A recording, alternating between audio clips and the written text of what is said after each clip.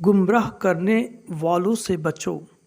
حدیث حضرت ابو ہریرہ رضی اللہ تعالیٰ عنہ سے روایت ہے کہ رسالت مآب صلی اللہ تعالیٰ علیہ وسلم نے ارشاد فرمایا، آخر زمانہ میں فریب دینے والے اور جھوٹے لوگ تمہارے سامنے حدیث کے نام پر ایسی باتیں پیش کریں گے جن کو نہ تم نے سنا ہوگا اور نہ تمہارے آبا و اجداد نے، پس تم ان سے بچنا اور ان کو تم اپنے سے دور رکھنا تاکہ وہ تمہیں گمراہ نہ کرے اور فتنے میں نہ ڈالنے پائیں۔